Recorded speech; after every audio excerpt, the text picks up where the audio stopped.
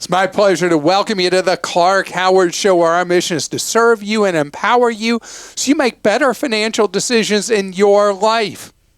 I'm excited about today's show. You know why? Because I get to hear how I messed up in today's Clark Stinks segment. I'm also going to tell you about what to do about the rapidly rising cost of auto insurance. A little bit later about why they've gone up and how you fight back on that. And we got your questions too.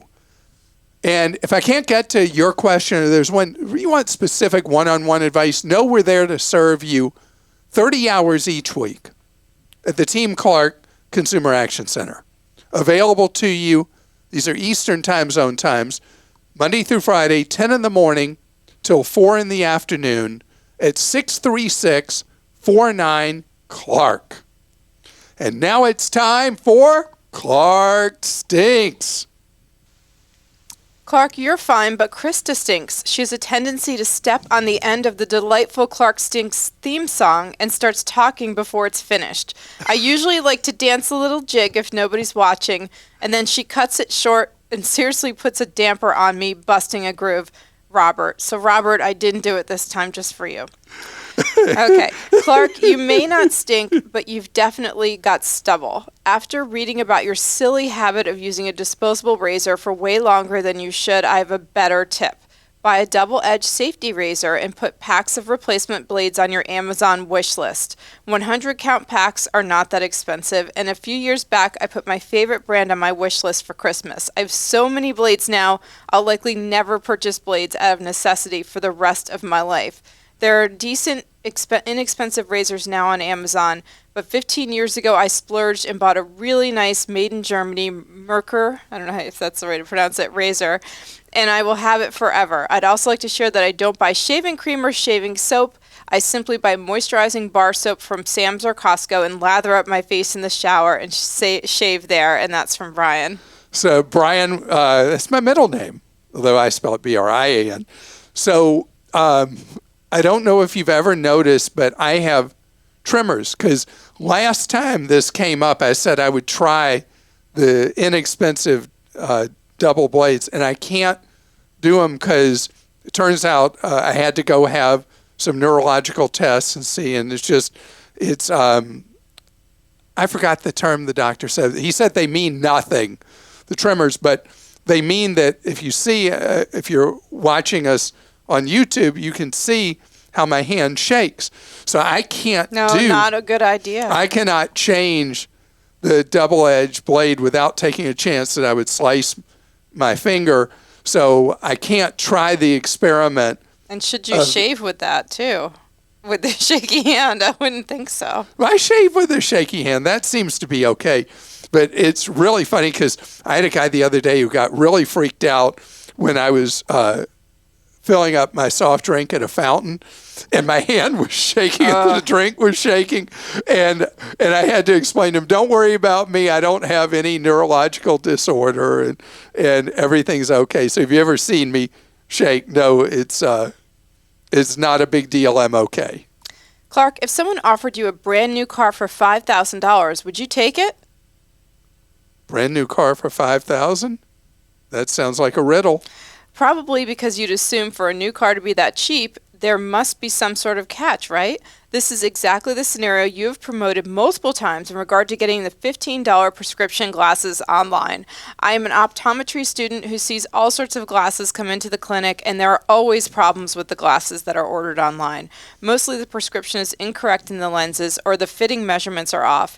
If you're trying to keep costs down, I recommend in places like Costco, Walmart, or Target, or even check local optometrist offices, as usually they have discount packages for frames and lenses for less than $100.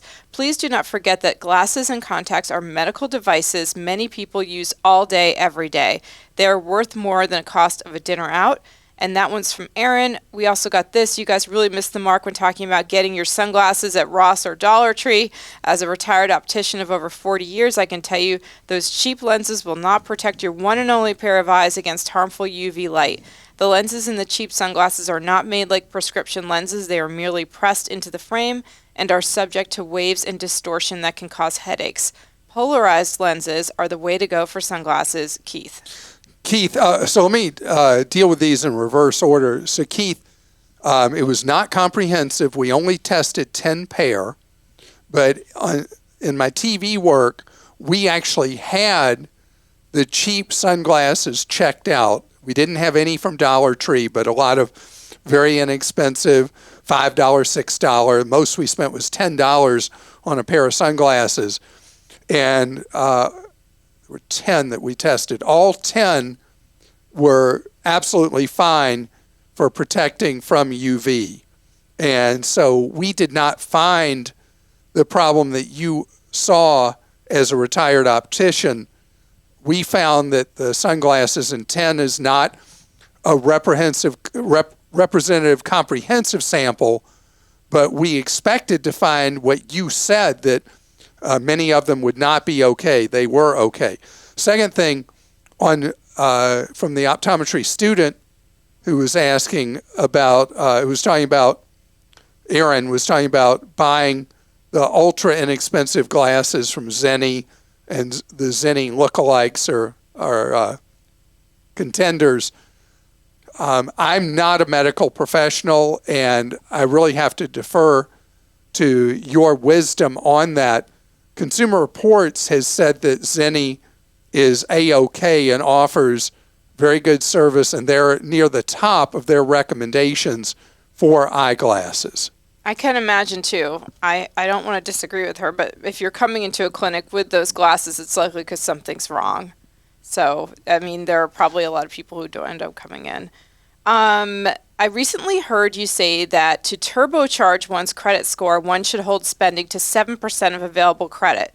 Good grief. What took you so long? Every time I hear you say 30%, I have nightmares. This humble listener will go a step further and say that 3 to 4% should allow one to have a credit score in the 800s. So go for it, Terry. Terry, thank you. Okay, so Christa laughs at me about obsessing with having a high credit score. The reality is any credit score above 760 will typically qualify you for the best possible credit of any kind. 720, you'll still be in decent shape. And so the 30% utilization I talk about, you never want to go above 30%, because you go above 30%, it will devastate your credit score. You go below 10, in Terry's case, 3 or 4, you get a booster shot to your credit scores. The quickest way for you to raise your credit score is to get your utilization of your available credit down below 10%. And the lower you drive it, the better the benefit. But 10 is kind of a threshold. You get below 10%, it really gives you a huge booster on your score. Your segment on a recent show talking about credit reports and the need to check them didn't stink. However, I wanted to add something you didn't mention. I find this valuable. I'm able to check all 3 of the credit bureau's reports anytime via 3 different credit cards I have. For instance, my Capital One card offers a free report check on TransUnion. Is the full report with all the details, not just a score. I have another card that does so for each of the other 2. These are no annual fee cards, so there is 0 cost, and that's from Paul. Paul, that's great.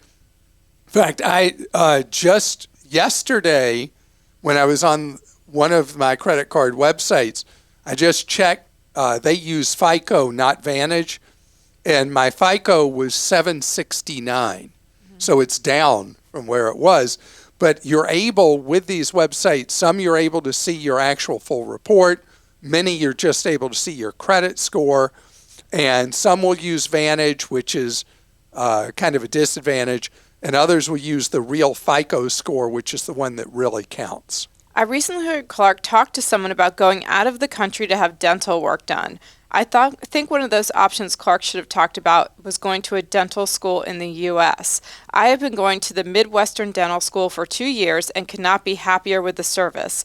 The price of the procedures is less than half of a regular dentist, and the quality of the work is excellent. The only drawback is it takes more time as the work has to be inspected by a licensed dentist who is on staff.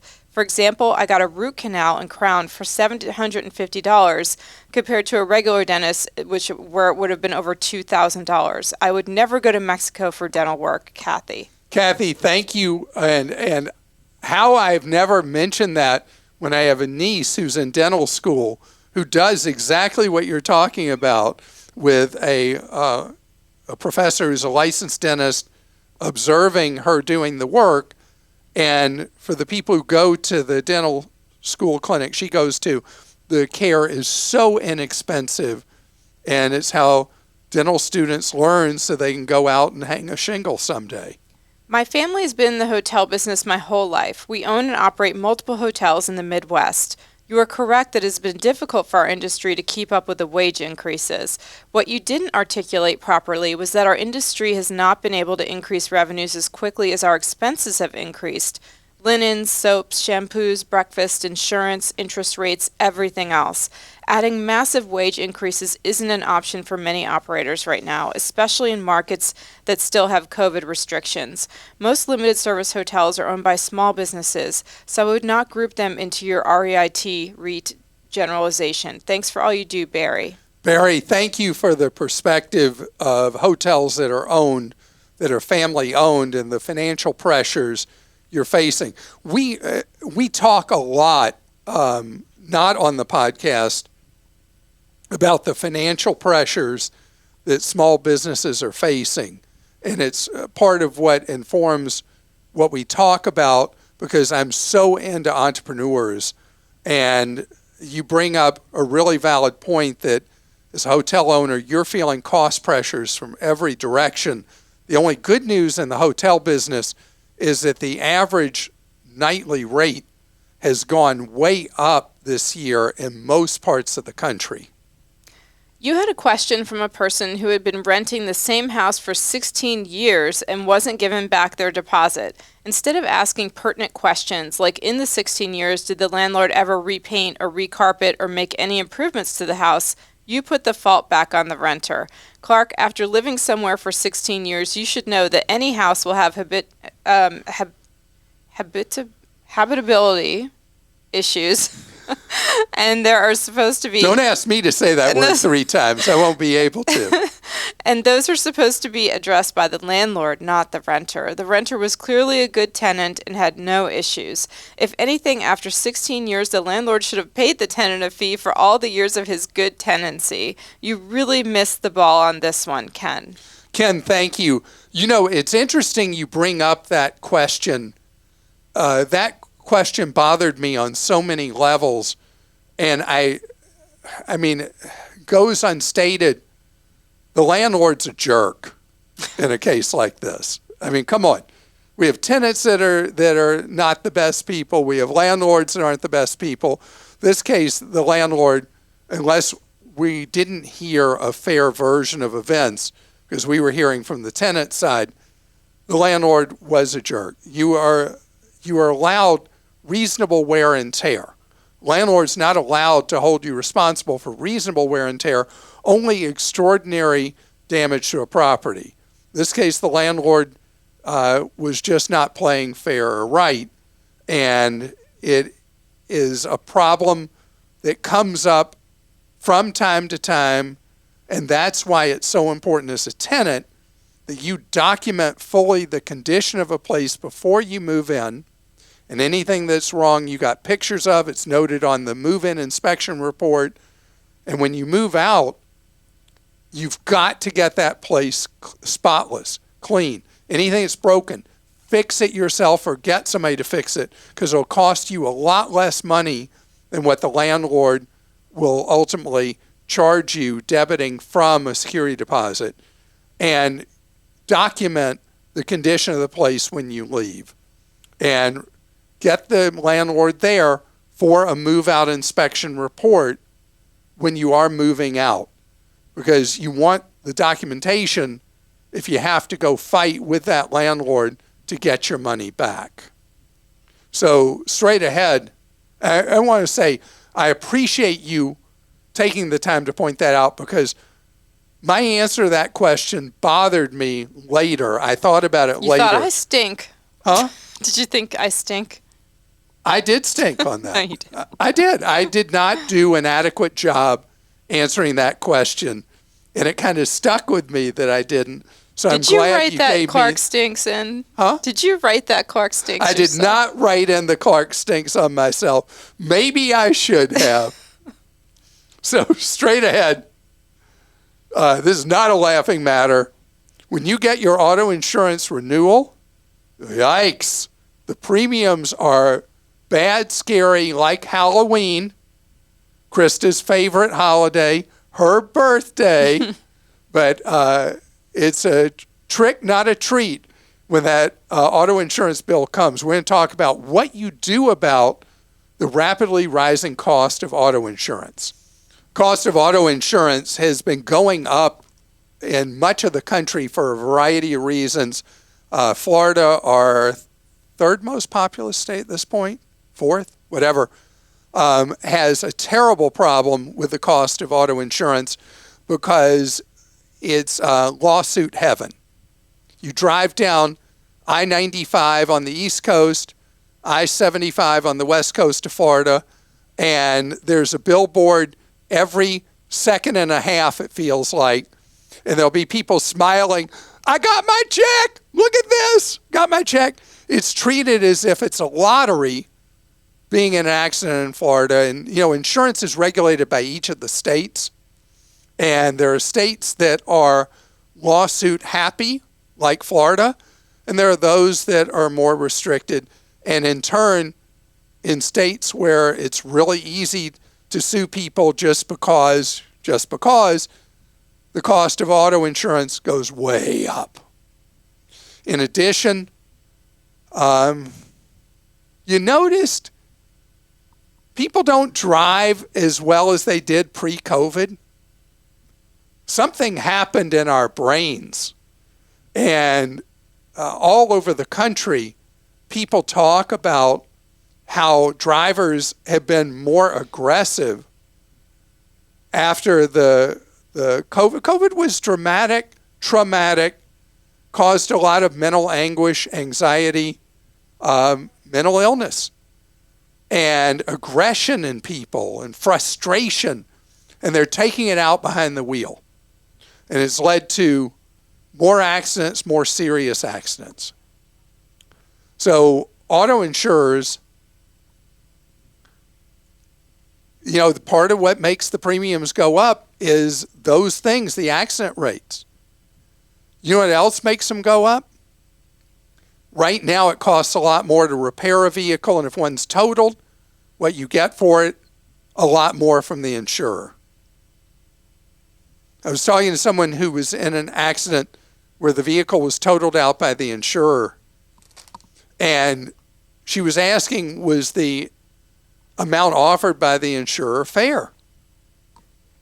And it was a very old car with a lot of miles on it.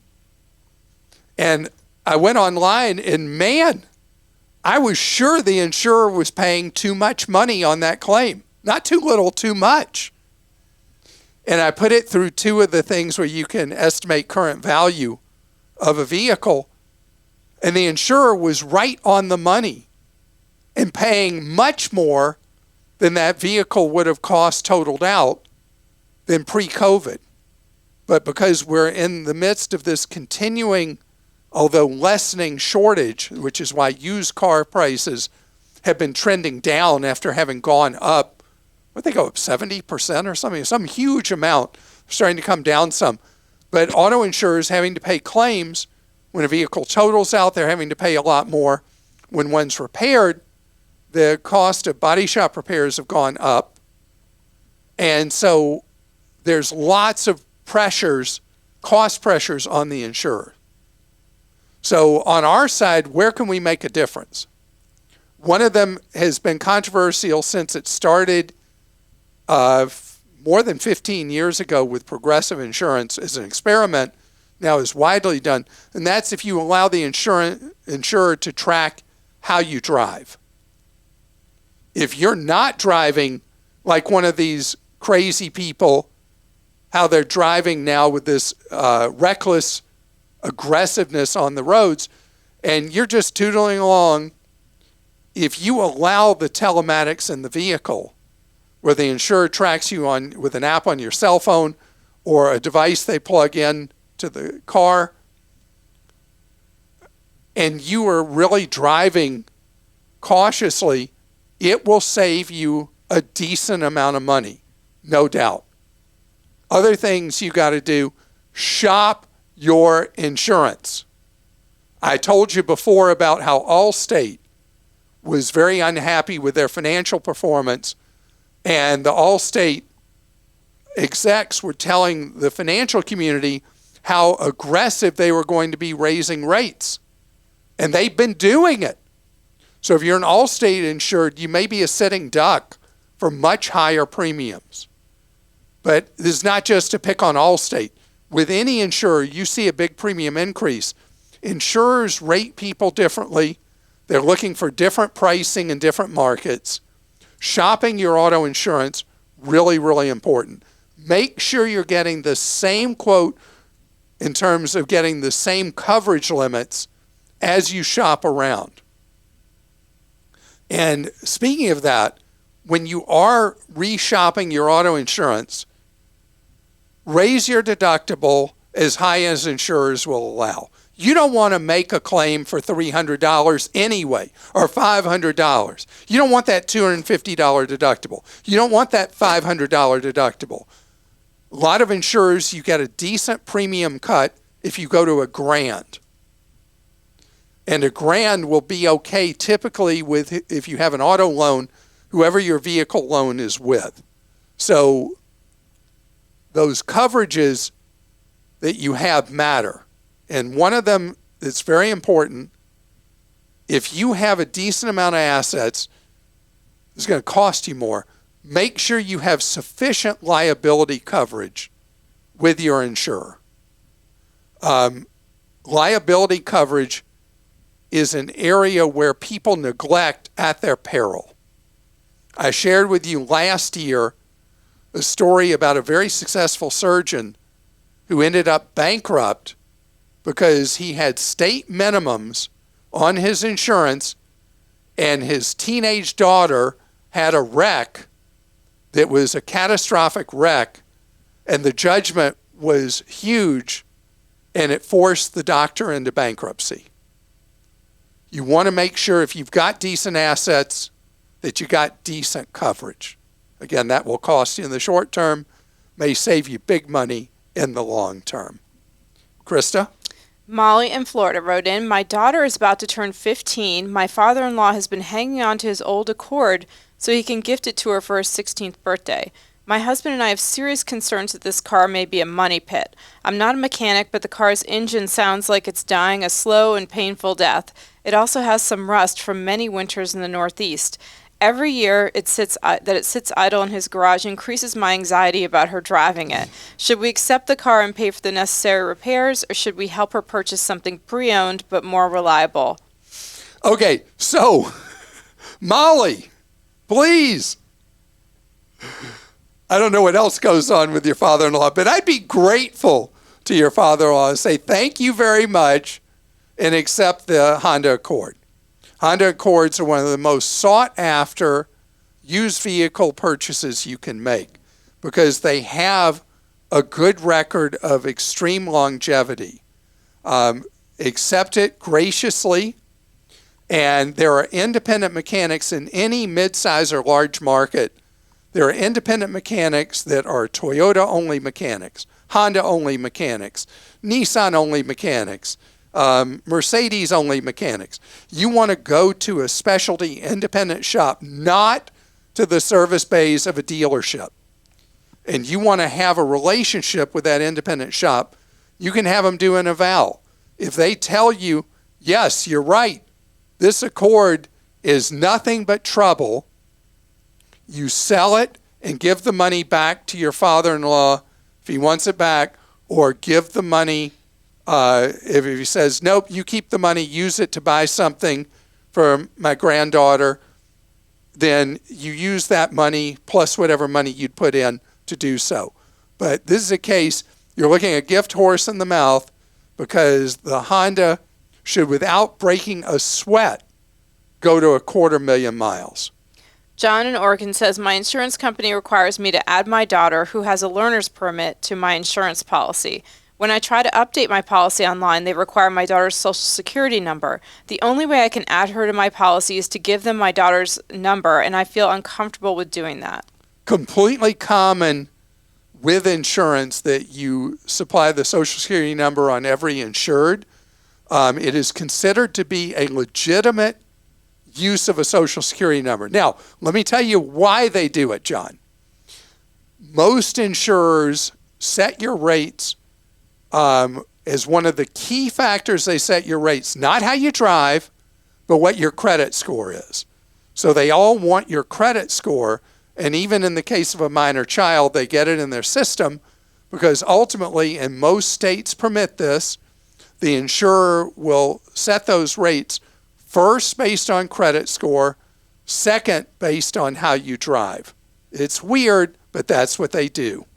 Julianne in Michigan says, hi, Clark. My daughter is applying to college this fall. If we have our credit freezes in place, will it affect the FAFSA application? No, that will not affect the FAFSA. What it will affect is certain loans you may ultimately want to take out for your daughter, Julianne. I hope you don't have to, but private student loans, that will require a lift of the freeze temporarily. If you're doing Parent Plus loans, if you have your credit frozen, you'll have to thaw that. But as far as the FAFSA, no issue, no problem. And I want to thank you so much for listening today. I hope that you got some information from today's podcast that is useful and you can put to work in your life.